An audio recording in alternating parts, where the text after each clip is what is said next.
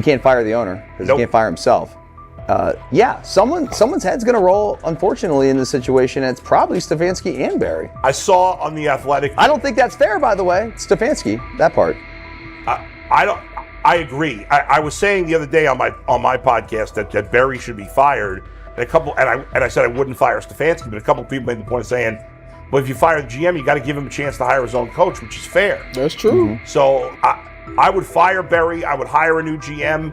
If that GM thinks Kevin Stefanski's a good coach, wants to stick with him. Right. The situation in Cleveland has escalated with the NFL. Sources indicate GM Andrew Barry is prepared to move on from head coach Kevin Stefanski if he refuses to elevate Shedeur Sanders. The Browns are weighing a major quarterback change. Leadership appears to be aligning behind Sanders and pushing for immediate action. This is a high-stakes decision about control and the team's direction. I think it's unfair for me to comment in I guess, maybe on behalf of the industry. All I can say is this, the time that we spent with Shedeur, and what he's done throughout his college career is impressive. He's an impressive young man.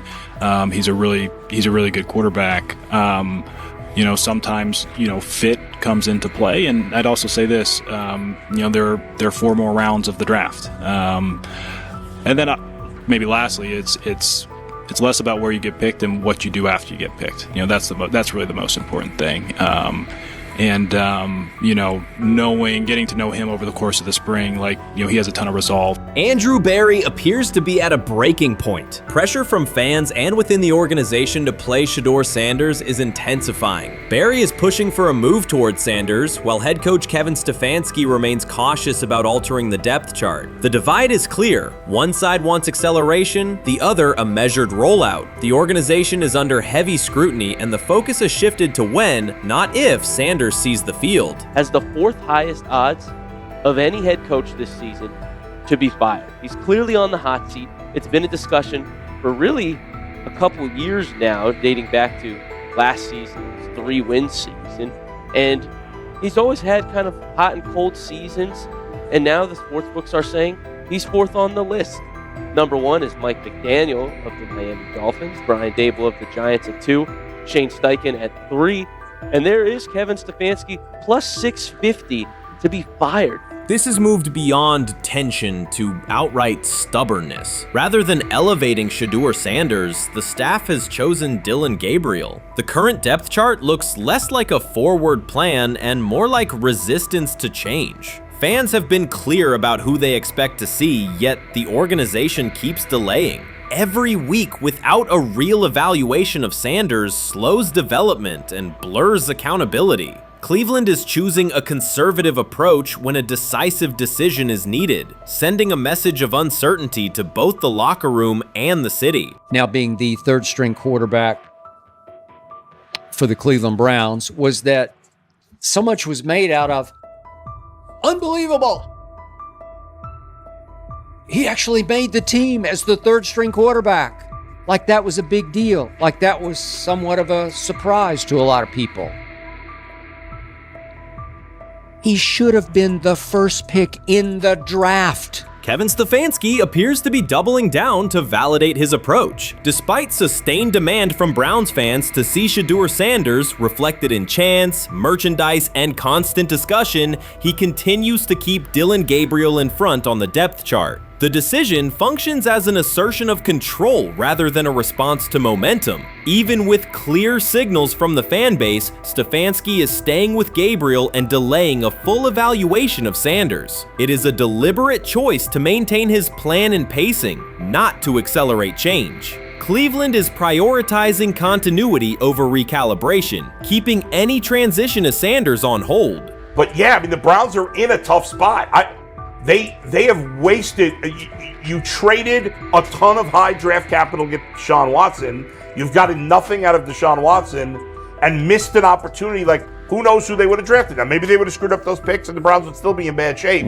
Andrew Berry is likely frustrated watching Dillon Gabriel default to conservative throws while the offense stalls. From a football perspective, this appears to be the hill Kevin Stefanski is choosing to stand on. Keeping Gabriel ahead of Shedeur Sanders has limited the unit's explosiveness and prevented a full evaluation of a higher ceiling option. Drives end quickly, field position flips, and momentum is lost while Sanders remains on the sideline. Fan patience is wearing thin. Each ineffective series intensifies criticism and shifts scrutiny toward the coaching staff's criteria for the depth chart. With every additional snap for Gabriel, the decision reads less like an open competition and more like rigid adherence to a plan that isn't producing results. The optics are clear. A dynamic quarterback sits while a cautious approach keeps the offense in neutral. If this continues, accountability questions will grow inside and outside the building. What performance benchmarks keep Gabriel ahead of Sanders? When will Sanders receive first-team reps in live situations to allow a fair comparison? The front office must decide whether to preserve continuity or pivot toward a timely assessment of Sanders. The longer the current approach stays in place, the more it signals stubbornness rather than adaptation, and the more pressure mounts to realign the plan with on-field output. I honestly see it happening if the Browns lose a bunch of games. Like if they get 5 wins or less, I see the report coming out now that Stefanski will be fired. I don't want it to happen. I want the Browns to be good, win a bunch of games. I think that they're going to be a team that is slept on and can at least get 7 wins, which is why if they don't, I see Stefanski getting all the blame for that, and there'll be a new coach in Cleveland. Because their players, to me, are there once again. We've talked about the incredible rookie class. The approach in Cleveland lacks consistency. One week, Andrew Berry signals he wants Shedeur Sanders on the field. The next, Dillon Gabriel gets the reps and the plan stays conservative. Through it all, Kevin Stefanski shows limited urgency despite pressure on his job security. Fans are asking for an offense that can push the ball, change field position, and produce points. Instead, the unit leans on short throws and cautious sequencing. Gabriel's play keeps the ceiling low and momentum static, while a full evaluation of Sanders is postponed. The result is growing frustration and a clear disconnect between the front office, coaching staff, and expectations in the stadium. The NFL tried to teach him and his father a lesson. You don't act like that. You don't talk like that before a draft. We'll show you how our game is played. We will watch you plummet all the way. I think he would have gone undrafted except for that owner in Cleveland. And he is the key to everything because he is something of an against-the-grain maverick owner. He's kind of a wannabe Jerry. Fan speculation is growing. Some believe Kevin Stefanski lacks confidence in Shedeur Sanders. Others think he's prioritizing Dillon Gabriel for reasons unrelated to performance. A more extreme view claims Stefanski is manipulating outcomes to secure a buyout. Whatever the motive, the risk is clear. This approach is straining his relationship with GM Andrew Berry and alienating the fan base. Pressure is rising, Berry's patience is running out, and supporters have shifted from requests to demands. If the current plan continues, calls for a change in quarterback and accountability will intensify. Honestly, guys notice it more when you're out winning games, right? If Cleveland starts off in a bad start, they're not doing well, and all of a sudden Shedeur or Dillon Gabriel are doing well in 7-on-7. They're throwing dimes. In practice drills, the number one defense can't stop them. People take notice of that, and the more that the players see it, then the comments start happening over the lunch table. They start happening throughout the building, and that's when the pressure really will get severe. The Cleveland Browns were focused on resolving their quarterback situation until Jason Kelce made pointed comments that triggered a strong reaction from ownership. The response inside the organization was immediate and intense. What exactly did Kelce say that has the dog pound on edge and the front office under pressure? We've seen that miserable game by the Cleveland Browns. So they throw Joe Flacco in there, and I like Joe Flacco. He did good, but they gave him the resource of all the first-team guys. Then they throw Dylan Gabriel in there with first teams and second teams. So Dylan always is getting protected. The same thing again, they gave this scrub max protection on every play. Yeah, he completed some passes, but let's talk about his mistakes. He's still inconsistent with his throws, but he at least had max protection. The Cleveland Browns continue to be defined by inconsistency and avoidable setbacks. Even as fans hoped the organization had turned a corner, Jason Kelce, fresh off retirement, offered a direct critique that reignited doubts about the team's direction. His remarks implied the franchise's structure and decision-making remain unstable and recent progress may not hold. The takeaway for leadership is straightforward. Identify core issues, align on a coherent plan, and execute with discipline. For supporters, it's another sign that the problems run deeper than a single season. They throw Shedeur Sanders in there with the lowest cab drivers you couldn't even get on 5th Street. And I'm pissed off, bro, because the play calling was abysmal. Look, even if you don't like Shedeur didn't even get a chance to be trash. Even if you think Shedeur is garbage, he didn't even get a chance to be garbage. That's how awful the offensive line was. Kevin Stefanski still doesn't want to give Shedeur second strings and first strings reps. Why is that? Browns ownership's response shifted from measured to urgent. The pattern is familiar in Cleveland. The team once treated Johnny Manziel as a franchise solution, retained Hugh Jackson for a second year despite results, and invested heavily in Deshaun Watson through a costly trade and contract. These decisions reflect aggressive but poorly aligned planning. The outcome has been continued instability instead of sustained progress. That this was the guy that they wanted to start. He's seasoned, he's experienced, he still has a big-time arm, even at his age, and they open with the Cincinnati Bengals. They wanted that experienced guy. He was always going to be the guy. They were not going to start Dylan Gabriel or Shedeur Sanders in week 1. Kenny Pickett had a hamstring injury. It makes it easy to go with Joe Flacco. And the question isn't and wasn't going to be who's the starter in Cleveland. The question is, who's going to be the backup in Cleveland? Who's going to be the number 2 quarterback when they open the season against these Bengals? Fans still show up season after season, expecting improvement and bracing for setbacks. The usual pattern has been early optimism followed by a gradual collapse. But last season was different. For a sustained stretch, the Browns looked organized and competitive, resembling a functioning team. Couple days, 3 days until roster cutdowns, how do you feel about that? Do you feel like you belong here on this team? Obviously, I think overall as a player, I feel like I put in the work. I feel like everything I do, I try to do it to my best, and that's all I ask for. So I feel like everybody feels like, they should be on the team, and if you ask anybody on the team, would they feel like they belong, in their own eyes. So I feel like I do, but I'm my own player, I think about myself in a high regard. The front office entered the offseason confident. Kevin Stefanski was being praised and the Dog Pound believed the team had made real progress. Then Jason Kelce delivered a pointed assessment that cut through the optimism. Fresh into retirement, the former Eagles All-Pro and Super Bowl champion said Cleveland still looks like a team patching over issues rather than building a durable contender. Kelce's view was direct. The Browns' structure is fragile, and the roster is too dependent on perfect health at quarterback. He argued the team is one injury away from losing continuity and sliding backward. Because Kelce has operated inside a stable, championship-level organization, his comments carried weight with players, media, and fans. The reaction was immediate. People took his critique seriously, not as outside noise, but as an informed evaluation of how a successful team should be built. Ownership also felt the impact. Jimmy Haslam's response shifted to urgency, a sign that leadership recognizes the stakes. The criticism arrives in the context of prior high-risk decisions, especially the fully guaranteed $230 million commitment tied to Deshaun Watson. Watson has missed time and shown inconsistency when available, and the contract has constrained flexibility. Kelce's remarks highlight why depth, alignment between the front office and coaching staff, and a clear contingency plan at quarterback are non-negotiable. The takeaway is straightforward. Cleveland must convert last season's progress into a stable framework, protect the quarterback, deepen critical positions, and establish a plan that survives injuries and short-term setbacks. Without that, the games that fueled optimism will remain temporary.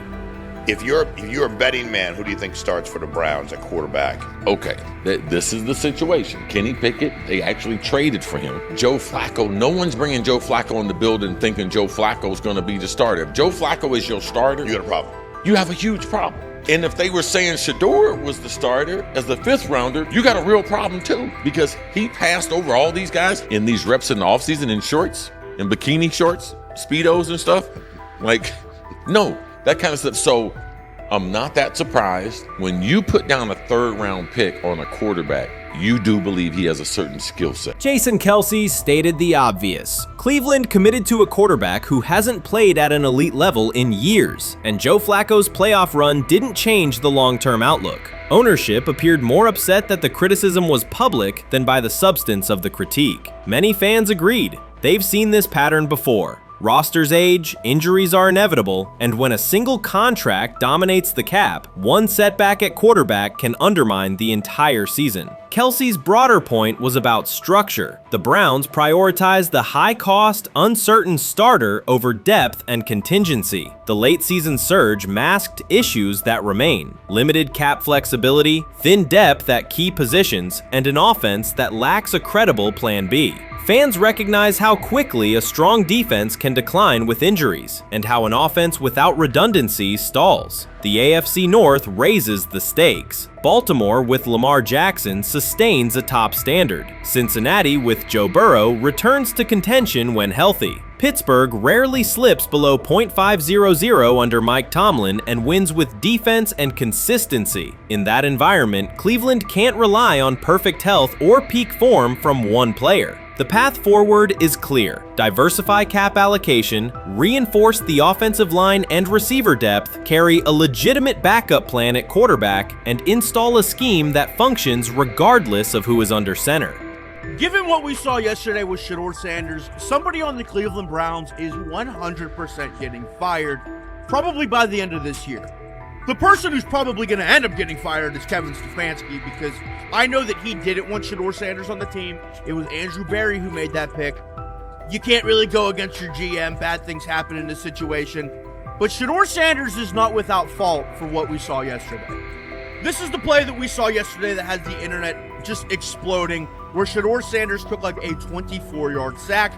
Half of the internet is saying that this is all Kevin Stefanski's fault. Cleveland showed progress last season, but the underlying concerns remain. Jason Kelce highlighted them directly. The Browns' long-term plan is fragile, cap-constrained, and overly dependent on perfect health at quarterback. His comments focused attention on structural issues, roster depth, continuity in coaching, and a sustainable offensive approach, rather than a single hot streak. That criticism resonated because it reflected what many around the league already see. Ownership's reaction underscored the sensitivity. Jimmy Haslam has presided over frequent coaching and quarterback changes, and external scrutiny carries weight when it comes from a respected veteran with championship experience. Kelce's remarks reinforce that last year's Joe Flacco stretch was a short-term solution, not a foundation. The team still needs a durable plan that can withstand injuries and inconsistency. The practical takeaway is clear: stabilize the system, diversify cap usage, and build depth at key positions so the offense functions regardless of who is under center. That includes a coherent development pathway for younger talent such as Shedeur Sanders, with defined practice reps, protection, and scheme alignment. Kelce didn't say anything outrageous. He articulated the gap between a brief surge and a credible long-term contender. I have the faith of a mustard seed. Right, because this is the greatest resurrection since Jesus the Christ. Right, like at some point, Joe Flacco was thinking about getting into TV. Yeah. Right, Joe Flacco didn't have a job, and then now you not only come back and start for the Cleveland Browns late in the 2023 season, but they came back around to you. You're now the day one starter for a franchise that just 2 years ago was in the playoffs. The Browns' quarterback situation remains unsettled. Deshaun Watson was expected to be the long-term answer, but injuries and inconsistent play have prevented him from reaching an elite level. When the team turned to Joe Flacco after Watson's season deteriorated, Flacco immediately lifted the offense and produced results that highlighted the gap between expectations and reality. That a 39-year-old late addition could outperform a $230 million starter was not just a short-term surprise, it raised fundamental questions about roster construction and evaluation. Quarterback depth has been fragile, and the late-season surge masked broader structural problems. Jason Kelce's remarks made that clear. Cleveland is vulnerable if the starter is unavailable, cap flexibility is limited, and the offensive plan lacks a stable contingency. His critique drew attention to leadership and planning as much as on-field performance. Jimmy Haslam's strong reaction reflects the pressure on ownership. The organization has promoted a message of stability and progress, but Kelce's assessment suggested those gains are not yet durable. The path forward requires a realistic approach to the cap, a credible backup plan at quarterback, and a system that holds up regardless of personnel. You made an interesting point. So I tend to have the drip, drip, drip. This was my Johnny Manziel theory, is that everybody makes mistakes, especially when you're young. But if I see 2, 3, 4, 5, then you've got a plumbing issue. It's not just you didn't close the faucet. So there's about 6 pieces of video in college where Shedeur was a little bit of a brat, whatever. Then there's the legendary cringy draft room. Didn't love that as a B prospect. Then there's back-to-back speeding tickets, both over 90, and a missed arraignment. The NFL is navigating unexpected headlines after a former Browns coach publicly defended Shedeur Sanders in response to reports of multiple speeding tickets. The coach's statement has sparked extensive online debate. Supporters welcome the show of loyalty, while critics question the motive. Sanders now finds himself at the center of an unforeseen controversy, and observers want to know why a Cleveland coach is standing so firmly in his corner. The story is developing rapidly and continues to draw intense attention. When it came out that he got a speeding ticket, I said it's not really that big a deal. I feel very differently about it now. Over 40 miles an hour over the speed limit, less than 2 weeks after you just got a ticket. I don't know if that's entitlement or immaturity. There's got to be some teams that are feeling very good right now that they didn't draft him. Observers are focusing on Shedeur Sanders' recent speeding ticket, treating the violation as a measure of his character and sidelining his athletic, academic, and philanthropic accomplishments. The incident, driving 15 miles per hour over the limit in a borrowed Lamborghini, has drawn sharp criticism. In response, a former Cleveland Browns coach has taken the opportunity to comment, even though the franchise is widely viewed as unstable due to its frequent coaching changes and limited on-field success. By defending Sanders, he presents himself as an authority on discipline and leadership. The statement, coming from an organization seldom praised for stability, has nonetheless attracted considerable attention across the league.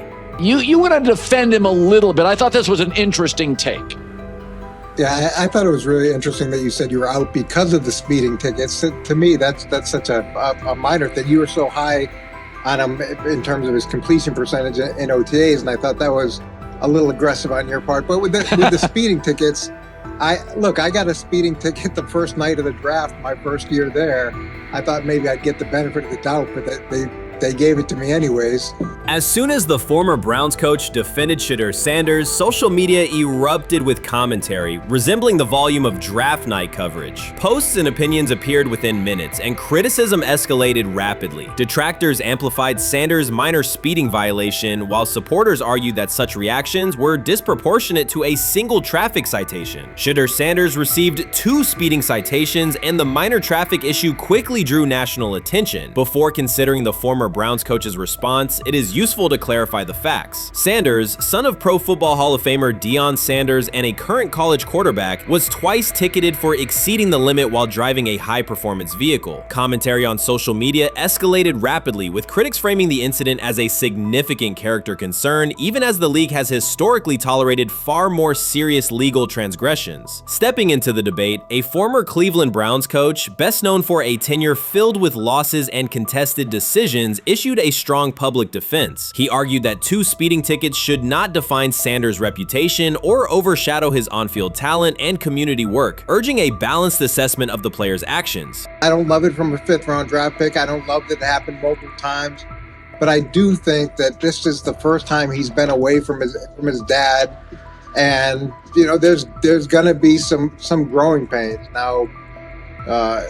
would I sell my stock on it like you are? Not because of a couple speeding tickets, especially in light of the problems that Brown's quarterback room has had to deal with legally in the last few years. I mean, this is nothing. The debate quickly shifted from 2 speeding citations to broader claims about integrity, growth, and leadership. The former Browns coach framed the infractions as moments for personal development and urged observers to view them in context. Critics responded forcefully. Some called for disciplinary action, others questioned Deion Sanders' parenting, and a few sought to discredit the coach himself, despite his professional record already being widely analyzed across the league. The reaction underscores an apparent inconsistency in public standards. Fans often overlook on-field confrontations, heated sideline arguments, and other significant controversies, yet they treated Sanders' routine traffic offenses, speeding without evidence of reckless endangerment, as indicators of serious character flaws. If such minor violations were adopted as the primary measure of morality in professional football, many players would face similar criticism.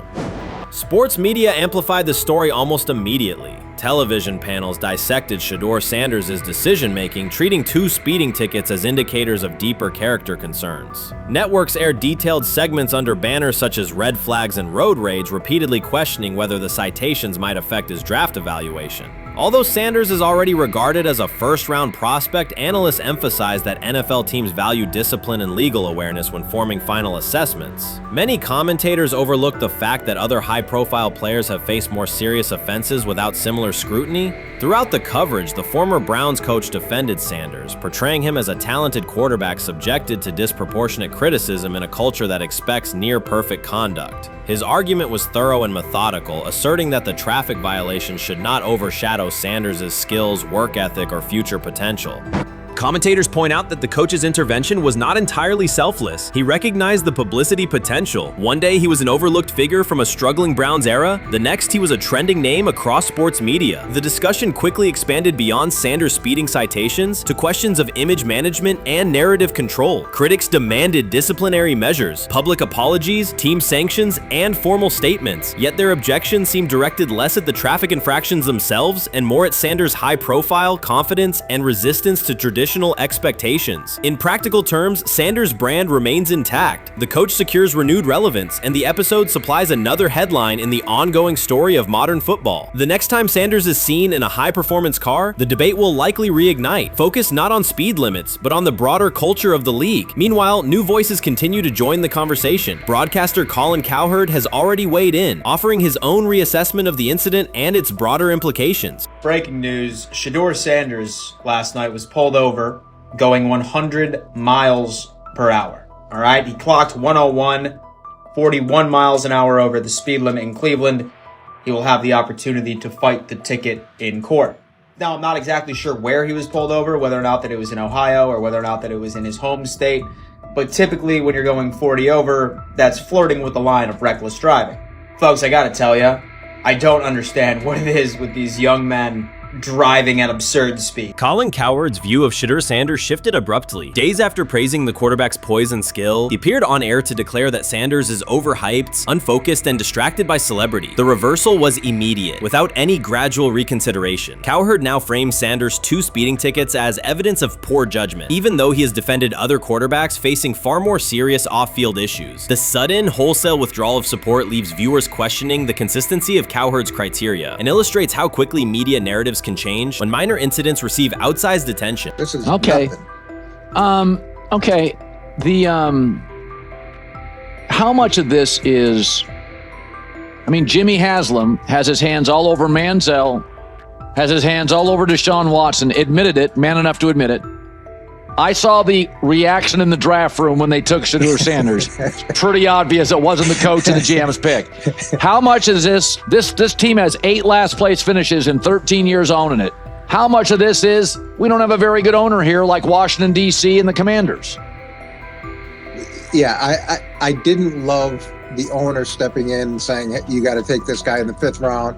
And I doubt they'll ever admit to it. While Colin Cowherd urged teams to move on from Shedeur Sanders, former Browns coach Eric Mangini offered a more measured response. Mangini, whose tenure in Cleveland was marked by mixed results, used his platform to provide context rather than condemnation. Instead of sensationalizing the speeding violations, he encouraged viewers to consider Sanders' circumstances. A 21-year-old quarterback whose life is scrutinized both on and off the field. Mangini acknowledged that the tickets were mistakes, but emphasized that they do not by themselves define Sanders' character or future. He noted the extraordinary attention athletes receive today, combining the responsibilities of quarterback, public figure, and social media presence. Under such pressure, missteps are magnified, and criticism multiplies quickly. Mangini concluded that any evaluation of Sanders should weigh the totality of his behavior, performance, and growth, rather than isolate 2 traffic citations as decisive evidence of poor judgment.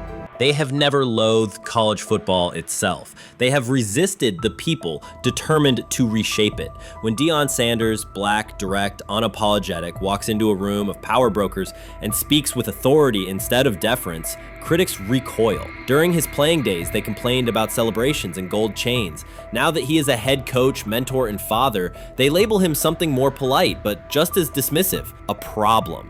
At Big 12 Media Days, Sanders addressed the accelerating chaos of the name, image, likeness market. He said college football needs a salary cap, not to hobble players, but to impose order on a system that showers unproven freshmen with 7-figure promises while the rest of a roster hunts for scraps. He called the situation unsustainable. Within hours, ESPN commentator Paul Feinbaum branded him a hypocrite, arguing that Sanders profited from NIL at Jackson State and now wants rules only because his most marketable athletes have moved on. The accusation spread quickly because it fit a comfortable storyline. Outspoken black coach gains from change, then protests when the advantage disappears. That framing ignores context. Sanders never criticized players earning money. At Jackson State, he urged corporate sponsors to partner with athletes who had been invisible to major brands for decades. What he wants now is stability, standardized guidelines, basic financial literacy, and roster balance that prevents locker rooms from fracturing over uneven payouts. When other coaches, Nick Saban, Dabo Swinney, Lane Kiffin, voiced similar concerns, they were praised for foresight. When Sanders spoke,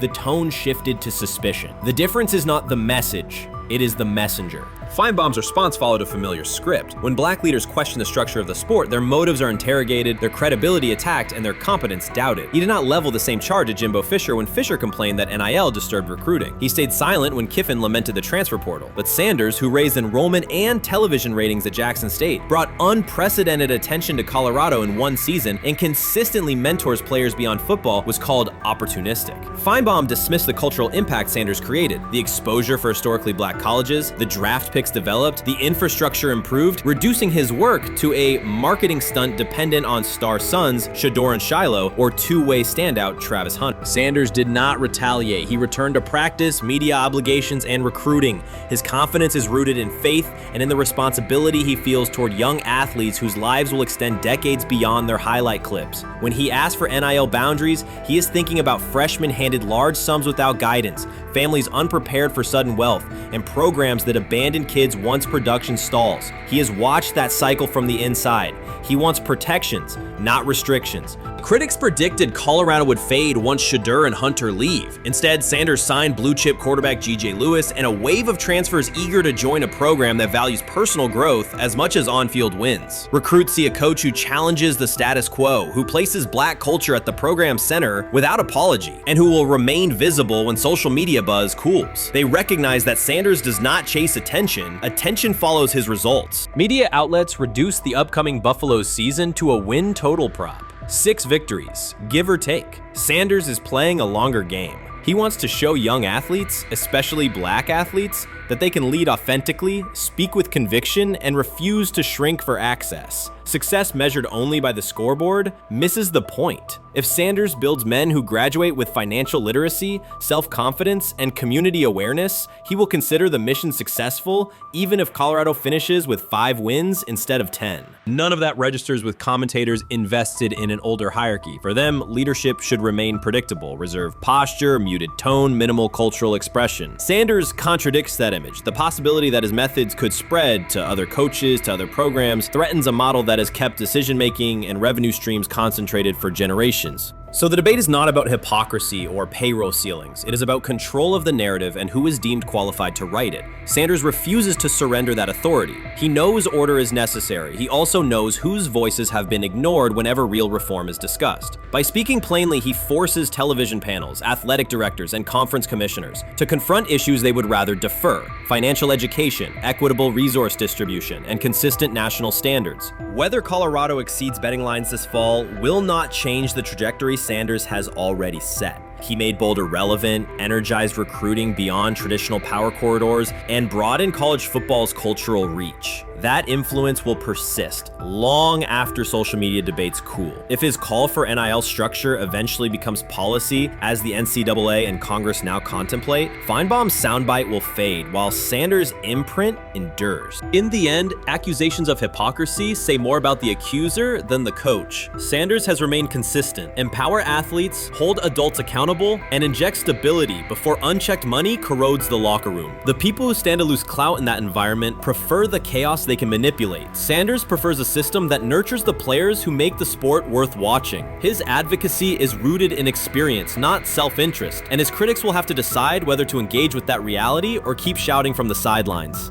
They say training camp decides depth charts, but Shedeur Sanders began fighting for his job long before he will step inside the Browns facility. While most first-year players squeezed in one last vacation, he slipped onto a private field in Texas, strapped on Cleveland's helmet and shoulder pads, pulled a fresh number 2 jersey over his chest, and started rifling timing routes as if it were the opening drive of week 1. No cameras, no hype track, no product placement, just sweat, cadence, and ball placement. A rookie does not rehearse in full game gear unless he already envisions himself commanding the huddle. Plenty of observers shrug that clip off. They insist the 5th rounder, quote, isn't ready, cling to depth chart conventions, or whisper that the name across his shoulders did most of the talking on draft day. Maybe it is the Deion connection, maybe it is a preference for prospects who blend quietly into the background, or maybe the league's gatekeepers fear the possibility that the kid is better than the quarterbacks they have spent months promoting. Whatever the motive, the countdown has started, and video rarely lies. Shedeur Sanders is not preparing to arrive. He is preparing to lead. Footage of a 22-year-old quarterback running live reps in July should dominate highlight loops, but it barely registers on national outlets. Why? It ruins the tidy narrative. The easy storyline paints Shedeur as a pampered legacy prospect banking on his father's fame. Yet the tape shows something different. A rookie drenched in afternoon heat, drilling footwork, calling protections, and imagining cover 2 rotation before the first official meeting ever takes place. Elite mental prep looks boring on social feeds. It looks devastating when the season starts. Walk into Cleveland's quarterback room and you step into politics, not simply competition.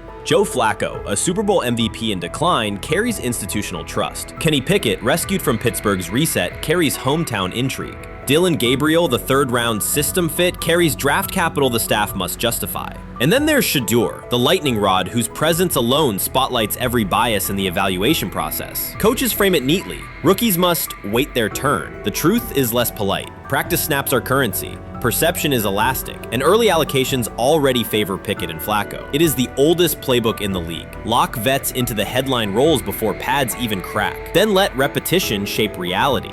Sanders refuses to cooperate. He is not a 4th-string camp arm. He has engineered game-winning drives under national scrutiny, operated against live blitz looks most prospects never face, and more than any quarterback in the room, documented his own offseason obsession. No social media rollout, no brand consultant, just pads, cleats, and an unlit practice field. If his last name were Smith, pundits would label him the sleeper of camp. Instead, politics trails every throw. Training camp rotations expose organizational intent. Beat writer Fred Greetham already reports that Pickett and Flacco will open with first-team reps when veterans report July 23rd. Gabriel grabs the developmental snaps, leaving Sanders the leftovers. That isn't performance-based, it's narrative-safe. Gabriel doesn't threaten hierarchy, Sanders bends gravity. Watch the details. Does Shedeur steal 11-on-11 snaps with the 2s? Does he run red zone installs or 2-minute drills? If he does, coaches are admitting he is forcing his way in. If he doesn't, they are postponing the inevitable. Either way, the private field reps have sharpened his timing and condensed his release. He is not hoping for an opportunity, he is prepared to seize one the instant it appears.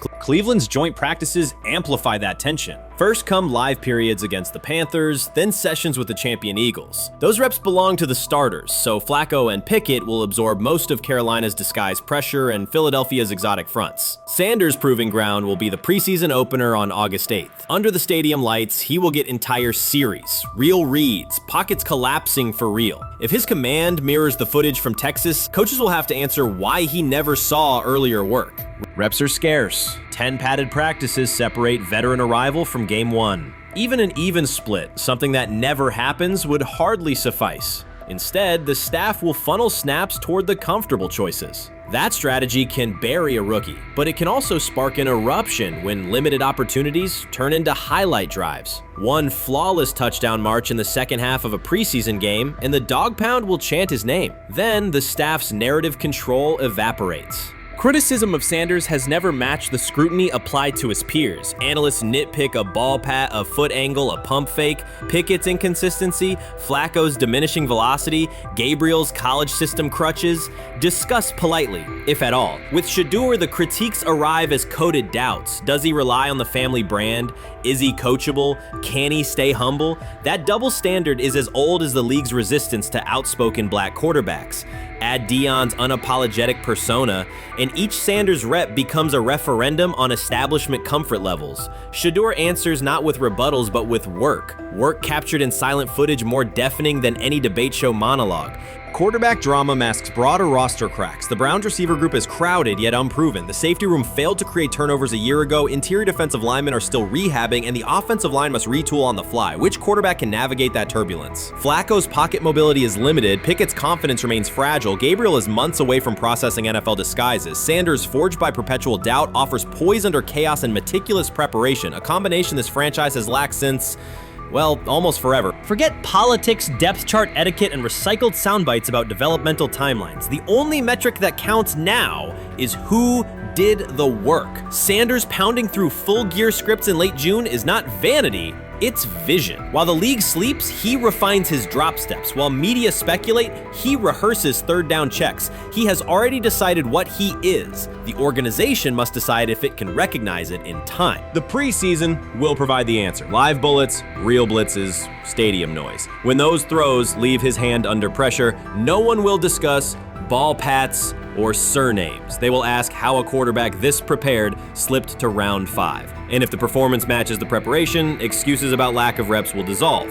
It will be production against perception, and Shedeur Sanders has been producing where no one could see.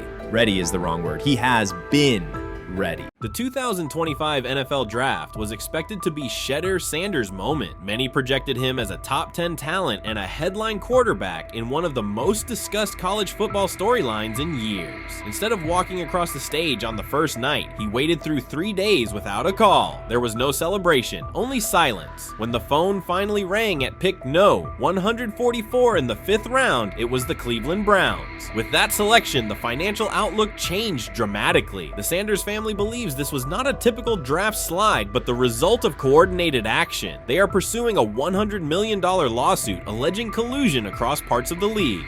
In the months before the draft, Sanders was consistently discussed among the top quarterbacks in the class. Television and digital analysts praised his poise, accuracy, leadership, and command. Scouts highlighted a 74.1% completion rate, record-setting stretches at Colorado, and his rise from an HBCU star to a national figure. Consensus expectations placed him in the first round or early second. Draft night unfolded differently. As picks accumulated, there was little indication that his name would be called. The atmosphere at his private gathering shifted from anticipation to doubt. When the Browns selected him late on day 3, projections for his first contract dropped from an estimated range in the mid-$30 million to approximately $4.6 million, with corresponding reductions in likely endorsements and long-term positioning. According to Deion Sanders and others close to the family, this was not about performance, injury, or conduct. They argue it was coordinated. Attorneys were contacted immediately. The allegation is straightforward. Sanders' value was suppressed intentionally. The family's position is that this was a calculated decision within parts of the league, not an isolated set of evaluations. The legal claims focus on communications that, if authenticated, could be significant. Internal emails, text messages, and owner-to-owner conversations. Browns. The family's representatives contend that these materials show a deliberate effort to avoid drafting Sanders in early rounds based on perceived image concerns rather than football merit. One message reportedly under review framed the decision in branding terms. Drafting Shedeur would mean inheriting the Prime brand. The complaint asserts that this view led some teams to discourage others from selecting him unless necessary, not for film-based reasons, but to avoid perceived attention and external pressure tied to his family's profile.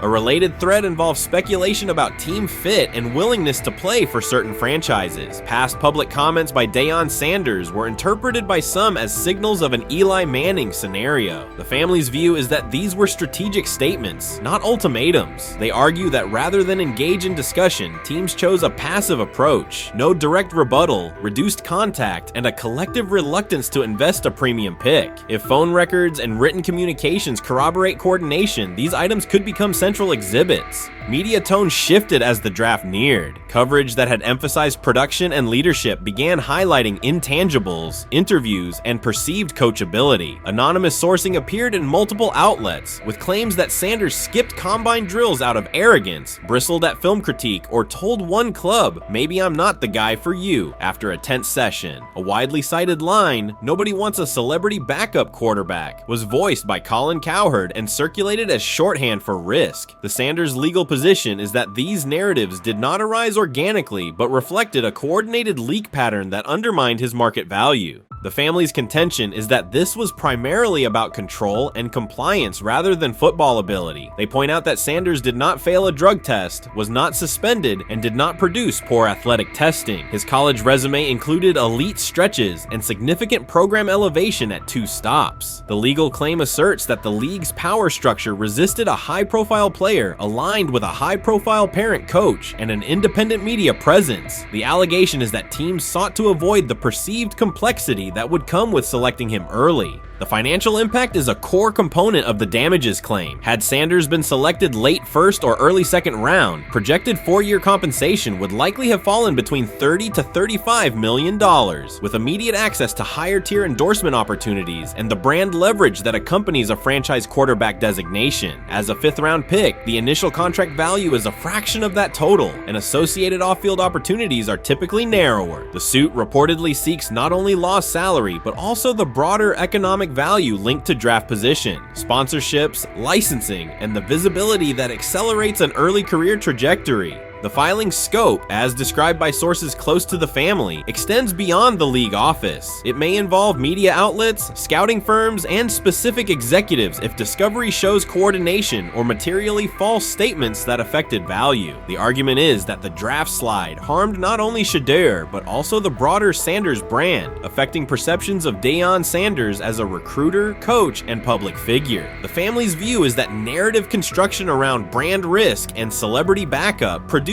a measurable economic and reputational loss. If a court authorizes discovery, the process would likely compel emails, internal draft notes, and message archives from teams and third-party intermediaries. Subpoenas could be served on media organizations for sourcing records related to anonymous quotes. That level of transparency would be unusual and could reveal how information flows during pre-draft periods. The legal theory moves beyond a single player's evaluation to the draft's integrity, whether owners or executives acted in concert to reduce a prospect's value for reasons unrelated to football performance. The league has not publicly addressed these specific allegations. Background comments from executives characterize the claims as overreach. The family's camp maintains they have documentation sufficient to proceed. The comparison points referenced by observers include Deflategate, Spygate, and the Colin Kaepernick grievance, not because the facts are the same, but because of the potential scope, policies, practices, and the balance of power between the league and individuals challenging its processes. Another dimension of the dispute involves how the NFL perceives Deion Sanders, Coach Prime, and the autonomy he promotes. He built a large media footprint around his programs at Jackson State and Colorado, elevated his players' profiles, and spoke openly about fit and leverage. The family contends that this visibility, combined with statements about preferred destinations, triggered resistance. The complaint frames the response as a preference for compliance and predictability over independent branding and public negotiation.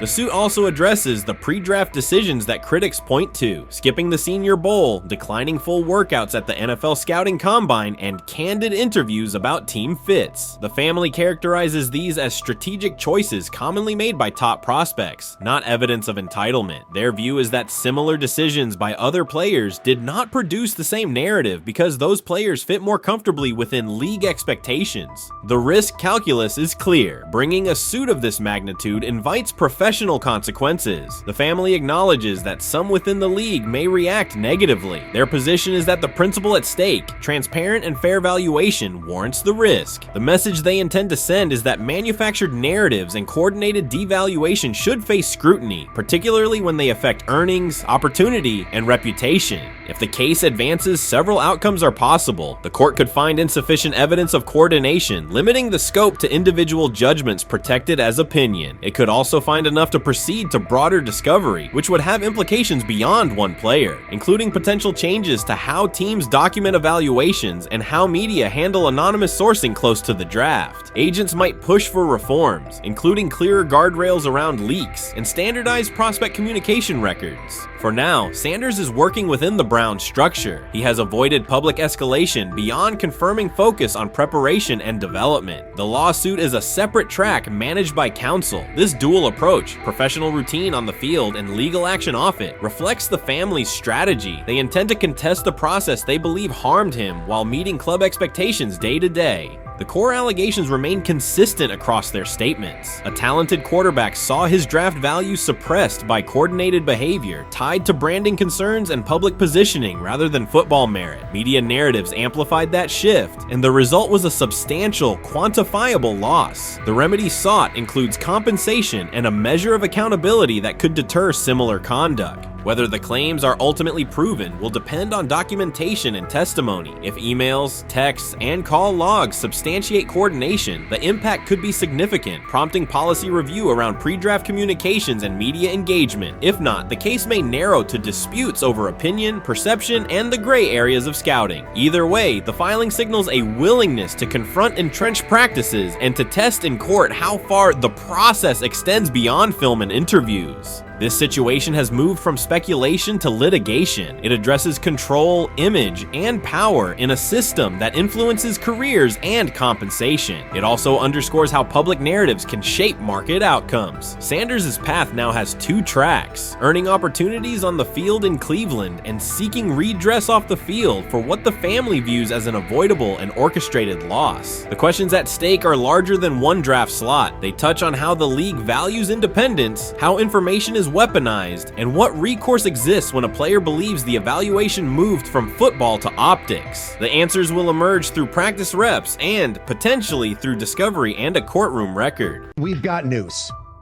Got news. About my Cleveland Browns. We've got an oblique problem. Obliques are big deals, especially when it's your quarterback. Now, he might be fourth on the depth chart, but he was number one in the preseason game last week, and he did a great job. 138 yards, 2 touchdowns. Shedeur Sanders has an oblique injury. That is not good. I do not like this. I hate this because I want to see more reps for Shedeur Sanders. Shedeur Sanders, a projected breakout this season, has been sidelined unexpectedly. The Browns coaching staff confirmed an oblique injury significant enough to keep him out of all activity. No reps, no drills, no warm-ups. Concerns are rising about how this may affect his momentum and force adjustments to the team's plan. The focus now is his recovery timeline, the impact on his development, and the next steps for the quarterback depth chart. Browns rookie quarterback Shedeur Sanders injured his oblique during practice today, putting his status in doubt for Saturday's preseason game against the Eagles. He's the latest quarterback on Cleveland's roster who has dealt with a health issue, joining fellow rookie Dillon Gabriel and Kenny Pickett. Sanders, who is trying to fight his way up the Browns depth chart, started the preseason opener last week and threw to practice. So how concerning is this for Shedeur as he is trying to, again, make his way up the depth chart, be QB2, potentially QB1 in the future? Dillon Gabriel taking Shedeur Sanders' QB1 spot after Sanders suffers an oblique injury is more than a roster change. It signals the staff is choosing urgency over efficiency. You do not replace a quarterback operating near a 70% completion rate with one coming off a 32% outing unless the decision is driven by desperation or poor evaluation. That is not strategy, it is avoidable loss of production. The impact on accuracy, timing, and drive sustainability is clear, and the difference is apparent to anyone watching. Well, here's what we know. I mean, after practice, Kevin Stefanski, the head coach of the Cleveland Browns, was not available to the media, but I did talk to him on the field as the players were coming off, and he told me that Shedeur Sanders complained of oblique soreness during the warm-ups this morning. Shedeur Sanders' absence isn't just a gap in the lineup, it's a setback for the entire offense. He thrives under pressure and makes throws others won't attempt. When he's healthy, every pass has intent, every drive has rhythm, and opposing defenses know they're in for a long day. Replace him with Dillon Gabriel and the defense senses an opening. Corners press tighter, safeties cheat down, and linebackers blitz more aggressively because they don't expect the same timing, velocity, or accuracy. Yes. I mean, yeah, I'm a fan. I'm not even going to try to hide it. Rich gets You guys are fans. Like, you guys talk about the Cleveland Browns quite a bit. Yeah, it's almost annoying to me. It aggravates people. Like, people don't like the fact that Rich talks a lot They about must love Shedeur. I'm here. But it's like, you have a friend, and Right. that friend's child is following in the family's footsteps. You want them to do well. I don't know why people have such an issue. I know Rich is supposed to be impartial, but it's kind of hard when you have that type of tie to it. But yeah, I'm rooting for Shedeur, man. And Dillon Gabriel's 32% completion rate isn't just poor, it's untenable at this level. A number that low needs no context. It means 2 misses for every completion. Weather, opponent, and play calls are secondary when efficiency is that limited. That output does not sustain drives or keep the full playbook viable, yet he is starting while Shedeur Sanders is sidelined. The contrast is clear. Sanders brings accuracy, timing, and command. Gabriel's recent performance reflects inconsistency and missed opportunities. Choosing Gabriel under these circumstances reduces offensive reliability and invites defensive pressure. It is a decision that sacrifices efficiency and field position. So it'll be interesting to see what happens with Dillon Gabriel, but to the Shedeur Sanders point, it is unfortunate because I thought he was gaining some momentum. I know the practice that they had before they left for Philly, Daniel Oyefusi reported that he actually took the most reps of all of the quarterbacks. And that was the first time that had happened. It was the first time that he had went ahead of Dillon Gabriel, practicing with the twos, etc. So, like, coming off that stout performance against the Carolina Panthers, he was gaining momentum. If this were a clean evaluation, there would be no debate. Shedeur Sanders is the clear choice. He's accurate, composed, and consistent with a track record of high-level production. Dillon Gabriel remains a question mark, and not the kind that stresses defense. He's the kind that makes coaches consider leaning on the run to limit risk and protect field position. The reality is that injuries create openings for players who haven't earned them. Gabriel has stepped into QB1 while Sanders is out, but that reflects circumstance, not superiority. We don't know the severity of this oblique injury and whether it will even keep him out of Saturday's game against the Eagles.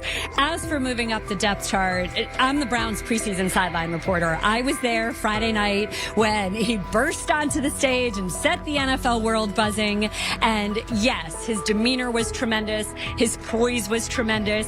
He did the things that were asked of him. But at the end of the day, he wasn't actually asked to do all that much. The real concern is how this could attach to Shedeur Sanders' reputation. The NFL is unforgiving about availability. An oblique injury for a quarterback isn't minor. It affects mechanics, torque, and timing. Even with a strong return, the injury-prone label can linger. For the Cleveland Browns, or any team seeking stability under center, that perception is toxic. Teams don't want a player they fear won't make it through October. That's the risk. Talent doesn't always overcome league politics. Once questions about durability start, they rarely fade. They surface in contract terms, roster decisions, and sideline evaluations. So Shedeur Sanders is injured again? If you were following along on social media today for the Browns' first joint practice in Philadelphia against the Eagles, wow, you were in for a tumultuous ride. I mean, all the reporters, both Browns and Eagles reporters, were pretty much flabbergasted at the fact that Shedeur Sanders was taking 0 team reps during the day, and even Tyler Huntley was getting team reps instead of Shedeur. And then it came out, obviously, everybody's speculating. There's people calling for Kevin's jobs. And before I go any further, I don't blame anybody ever. Meanwhile, Dillon Gabriel's numbers should be sidelining him, not elevating him. A 32% completion rate isn't a dip, it's a warning sign that points to issues with field vision, timing, and receiver cohesion. That's the quarterback taking snaps while Shedeur Sanders is out. Put their work side by side and the gap is obvious. Sanders shows consistent placement, timing, and footwork that reflect high-level execution. Gabriel's recent output introduces variability that shrinks the call sheet and stalls drives. You can't claim the priority is winning while starting a quarterback who isn't reliably delivering routine completions. Fans recognize it, receivers lose confidence and tempo when targets are off, the offensive line's urgency fades when protection doesn't translate into productive throws, team belief in the quarterback is fragile, and once it erodes, a season can come apart quickly. We could be looking at, 3/4 of Snoop and maybe 1/4 of Dillon Gabriel. Not really exciting for the fans. Of course, it would be nice to see what Dillon looks like. Did spend third-round capital on him. Gabriel but and you're a rookie, is not going to be you on want this to get team. healed. You want the reps. You want to take these reps. So what do you do to prepare yourself and get ready? Because, man, when rookies get injured, it's like these reps are so valuable. Yeah, sets him back a lot. We do have some video here. Mike Garafolo had some video of Jalen Hurts kind of helping Shedeur use his cart to get off the field here. Shedeur Sanders changes the entire equation. His presence under center keeps defenses honest, keeps teammates engaged, and expands the coaching staff's options. You can call vertical shots, open the playbook, and control the game's tempo. Dillon Gabriel limits that. With him, the playbook narrows, drives stall, and the defense ends up on the field too long trying to compensate. The Cleveland Browns are not in a position to gamble at quarterback. This is a franchise with a difficult history at the position. With Gabriel, the issues are visible from the stands. A 32% completion rate won't jump to 60% with a few extra reps. If anything, it will decline as defenses present looks they would not risk against Shedeur. And that's the core issue. Shedeur Sanders at 80% is still a better quarterback than Dillon Gabriel at his best. That isn't exaggeration, it's the numbers. If Sanders is a 70% passer when healthy, even a drop to 60% keeps him well ahead of where Gabriel is now. Yet the team is rolling with the quarterback who isn't delivering routine completions. Every week Sanders is out, his hold on QB1 loosens. That's the hard truth. The longer Gabriel stays in the role, the more coaches cite continuity and chemistry to cover what's happening on the field. Every throw and every drive has to be a statement, not just to win, but to erase any notion that Gabriel is a legitimate alternative. In the NFL, QB1 isn't handed back because you used to be the best option. You have to take it. Started off with some positive news for Shedeur, and then it kind of just went left real quick. Shedeur got the news early on that if Dillon Gabriel couldn't go, he would get his second straight start in the Saturday preseason game against the Philadelphia Eagles. And then he went on to injure his oblique. For the fans who don't know exactly what part of the body the oblique is at, and what that injury is, and how it can impact the quarterback, can you explain to them what is an oblique injury?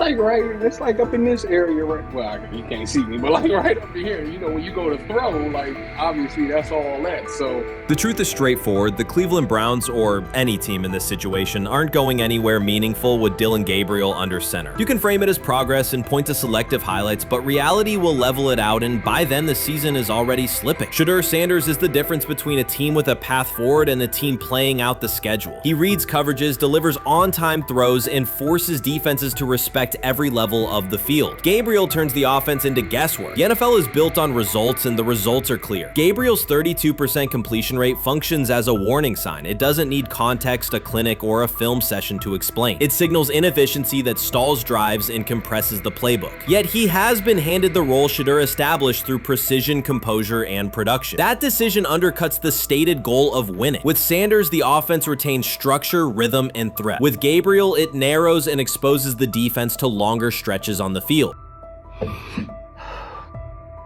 I'm about to unleash about Shedeur Sanders. I just watched what happened to Shedeur Sanders in the Cleveland Browns' third and final preseason game.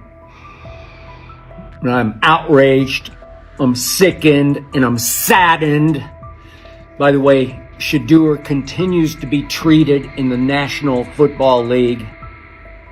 Now by those sorry-ass Browns and sorry-ass Kevin Stefanski. The Cleveland Browns are once again mishandling a promising quarterback. Skip Bayless criticized the organization for failing to develop Shedeur Sanders and for misusing his skill set. He argued that the team's decisions are undermining Sanders' progress and turning a major investment into a cautionary example. Bayless pointed to inconsistent usage, questionable play calling, and a lack of clear direction as key issues limiting Sanders. He said the Browns need a defined development plan and stronger support if they expect Sanders to succeed. Skip Bayless delivered a direct, critical assessment this week. After seeing Shedeur Sanders in a Browns uniform, he argued that Cleveland is mishandling the quarterback and undermining his development. Bayless said the team's approach shows poor planning and inadequate support around Sanders. He dismissed excuses about strategy and emphasized the need for better coaching, deployment, and protection. In his view, the Browns are setting themselves up for problems before the season begins unless they establish a clear plan for Sanders. Given the team's recent decisions, his reaction is understandable. Cleveland has a history of inconsistent quarterback development. Shedeur Sanders is a premium prospect, the son of a Hall of Famer, a proven college performer, and a widely recognized figure. The organization should prioritize his reps, protection, and a clear development plan, not place him behind Dylan Gabriel as if he were a secondary option. But I'm going to answer this question by saying Shedeur Sanders, and I'm going to tell you why. I think he's being set up to fail. That's right, I'm going to say it. Okay. Here we are on national television, right? There's been 11 practices, if I remember correctly. He's been starting against, he's been playing against the third unit. He's fourth on the depth chart. And then suddenly you throw him into the start line, and he hasn't had any reps for the first team at all. Think about that. So you're just going to throw him to the wolves like that, huh? I mean, you know, if he had first team snaps in practice. Yet here we are. Cleveland has one of the most publicized prospects and is handling him like a depth piece. The broader issue is the franchise's long record of quarterback instability and inconsistent development. That history colors every move they make. When the Browns draft a quarterback, fans don't anticipate a long-term answer. They brace for another reset. Shedeur Sanders should be treated as a priority, not as an afterthought behind Dylan Gabriel. Let's give him a chance. Let's give him a chance with the play calling. You know you have an offensive line that isn't playing that well. So what do? Why not just play the short game so he can get the ball out of his hands very fast to run a competent goddamn offense? Outside of that, Shedeur has to be better in understanding that the offensive line that you're working with right now is not adequate. Why not allow the players that are competing for a job, in this instance, Shedeur Sanders, to finish off the 2-minute drill? When Browns fans see another quarterback selected, they brace for another setback. The franchise's recent history, from Johnny Manziel's failed stint to the rocky handling of Baker Mayfield, reflects inconsistent development and short-term decision-making. Against that backdrop, Skip Bayless's reaction to Shedeur Sanders on Cleveland's roster was blunt. He argued the team is already mishandling a premium prospect by treating him as a secondary option instead of a centerpiece for the future. Bayless's position is straightforward. Sanders is not just a name, he brings proven college production, leadership traits, and significant visibility that can strengthen both the offense and the organization's broader profile. Burying him on the depth chart behind Dylan Gabriel signals a lack of a clear development plan and wastes early momentum. Instead, Bayless contends, Cleveland should establish a defined pathway.